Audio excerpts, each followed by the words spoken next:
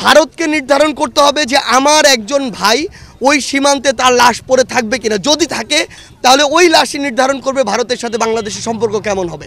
দেখুন, আমরা আমাদের জায়গা থেকে মনে করি সরকারের স্ট্যান্ড নির্ধারণ করবে জনগণ। বাংলাদেশের জনগণ অন্তত এই প্রশ্নে এখন শতভাগ তাদের জায়গায় ঐক্যবদ্ধ যে আমাদের সাথে, শুধু ভারত নয়, পৃথিবীর যে কোনো দেশের সাথে আমাদের সম্পর্ক হবে সম্মানের, সমতার। কোনো ডমিনেন্সের সম্পর্ক, কোনো দাসত্বের সম্পর্ক বাংলাদেশের মানুষ আর কোনো দিন মেনে নেবে না। এটা যারাই করার চেষ্টা করেছে তাদের পরিণতি কি হয়েছে পুরো বাংলাদেশ দেখেছে, পুরো বিশ্ব দেখেছে।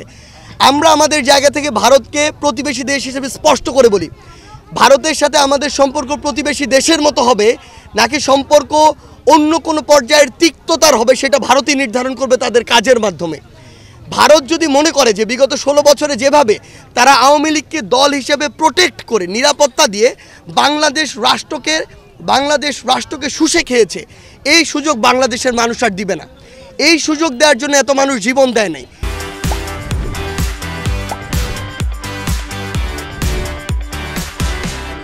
ভারতের মিডিয়া, স্পেশালি আমরা পশ্চিমবঙ্গের কিছু ব্যক্তিত্বহীন, মেরুদণ্ডহীন, মানে এগুলোকে মিডিয়া বলা যায় না। এগুলোকে মিডিয়া বললে আমরা মিডিয়াকে অসম্মানিত করি।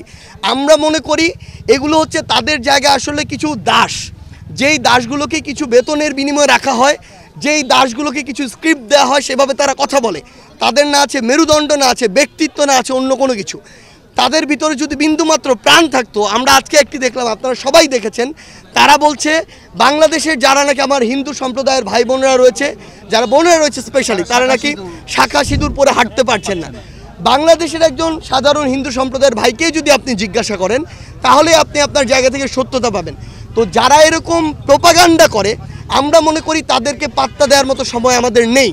এবং কেউ যদি আমাদের এই যে সাম্প্রদায়িক সম্প্রীতি, এটিকে যে কোনোভাবে উস্কানি দেওয়ার চেষ্টা করে, নষ্ট করার চেষ্টা করে, আমরা আমাদের এই বাংলাদেশের সার্বভৌমত্বকে জীবন দিয়ে হলেও রক্ষা করার জন্য প্রস্তুত আছি।